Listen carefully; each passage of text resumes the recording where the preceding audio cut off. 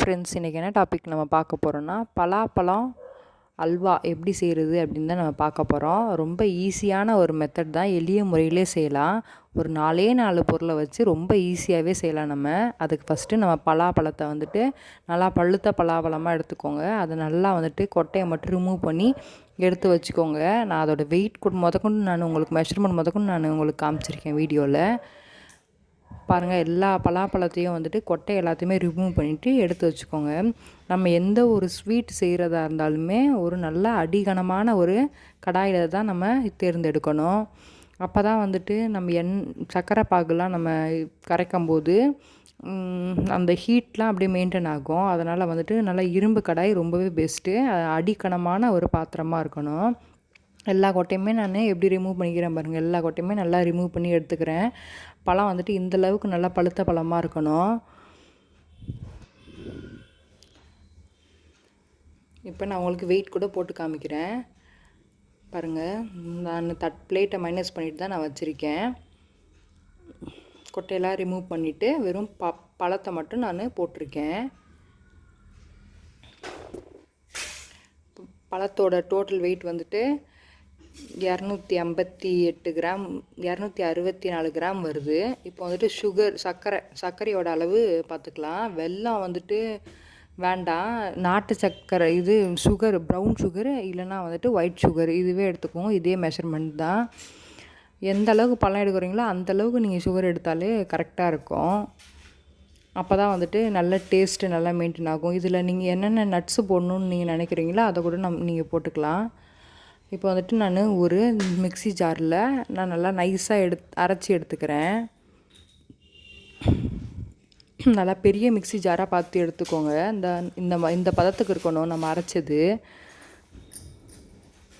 இந்த பதத்துக்கு நல்லா அரைச்சி எடுத்துக்கோங்க. பார்க்கவே அவ்வளோ அழகாக இருக்குது.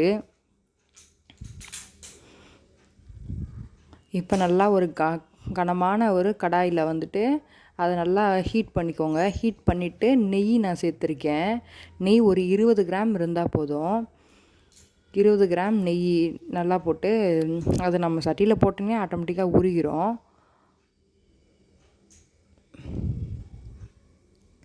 நெய் சேர்த்தாச்சு. அடுத்தது நம்ம அரைச்சி வச்சுருக்க பலாப்பழத்தை தான் நம்ம சேர்க்க போகிறோம்.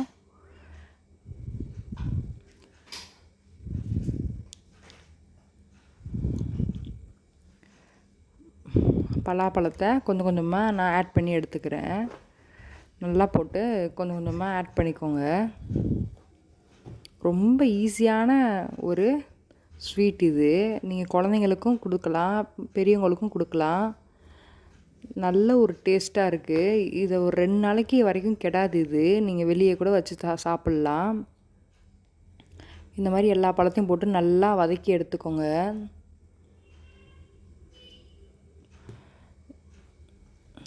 ஒன்று 2 அதில் அரையாமல் இருந்தால் கூட ஒன்றும் பிரச்சனை இல்லை. அது நம்ம அல்வா மாதிரி நம்ம அல்வா செய்கிறோம்ல, அதுவே அப்படியே நைஸாக உள்ளே இறங்கிடும்.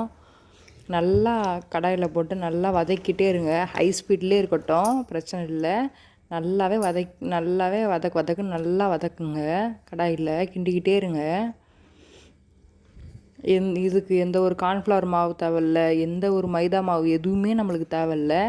ஈஸியான ஒரு அல்வா தான் இது. ரொம்ப ஸ்ட்ரென்த்தும் கூட இது. இந்த சம்மர் டைமில் எங்கே பார்த்தாலும் நம்மளுக்கு பலாப்பழம் கிடைக்கும். சீசன் கிடைக்கிற ஃபுட்டை அந்தந்த நேரத்துக்கு நம்ம வாங்கி சாப்பிட்றது ரொம்பவே நல்லது.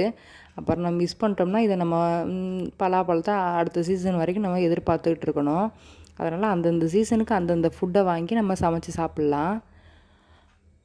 இப்போ பலாப்பழம்லாம் நம்ம பெரிய பழம்லாம் வாங்கணும், சின்ன பழம்லாம் வாங்கினோம்னா பேலன்ஸ் பழம் நம்மளுக்கு நிறையா கிடைக்கும். அதை நம்ம என்னடா பண்ணுறது, நிறையா இருக்கே, என்ன பண்ணுறது அப்படின்னு சொல்லிட்டு நம்ம நினச்சிட்ருப்போம். அந்த நேரத்தில் இந்த மாதிரி ஒரு டிஷ் செஞ்சு குழந்தைங்களுக்கு கொடுக்கலாம், நம்மளும் சாப்பிட்டுக்கலாம். பார்க்க தான் நிறையா பழம் இருக்க மாதிரி இருந்துச்சு. ஆனால் நம்ம செஞ்சதுக்கப்புறம் கம்மியான ஒரு குவான்டிட்டி தான் நம்மளுக்கு கிடைக்கும். இப்போ நான் இது கூடவே சர்க்கரை 250 கிராம் எடுத்து வச்சுருந்தேன். எவ்வளோ பழம் எடுக்கிறீங்களோ அவ்வளோ சர்க்கரை நம்ம எடுக்கணும். நல்லா அதையும் போட்டு நல்லா மிக்ஸ் பண்ணிக்கிறேன். ஹை ஸ்பீட்லேயே இருக்கட்டும், நல்லாவே மிக்ஸ் பண்ணிக்கோங்க. அவ்வளோ ஒரு வாசனை, செய்யும் போது அவ்வளோ ஒரு வாசனையாக இருந்துச்சு. இப்போ பாருங்கள் கலர் என்ன மாதிரி சேஞ்ச் ஆகிருக்கு பாருங்கள். சர்க்கரை போட்டோன்னே நம்ம திருநெல்வேலி அல்வா ஸ்டைலில் கலரே அப்படியே சேஞ்ச் ஆகிடுச்சு. நல்லா போட்டு நல்லா கிண்டிக்கிட்டே இருங்க.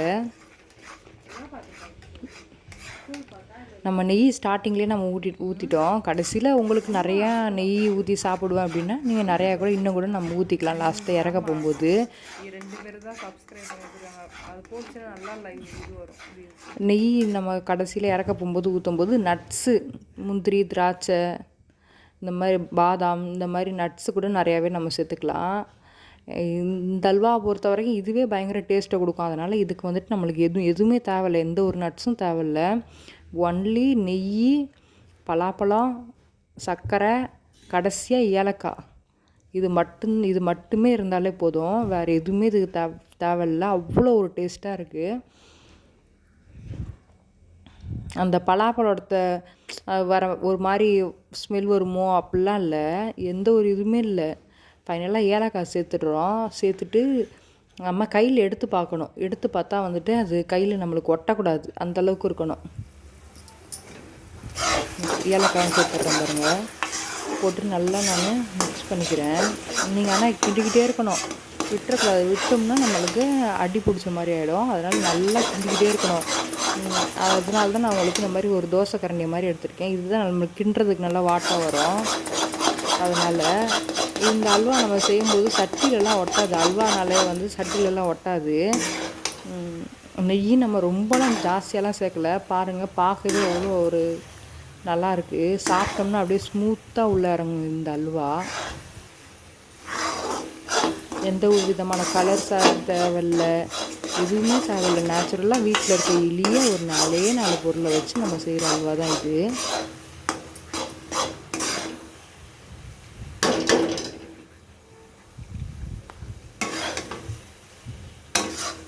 இப்போ நீங்கள் கையில் எடுத்து பார்க்கணும். கையில் எடுத்து பார்த்தா இது ஒட்டக்கூடாது. அதையும் நான் காமிச்சிருப்பேன் வீடியோவில்.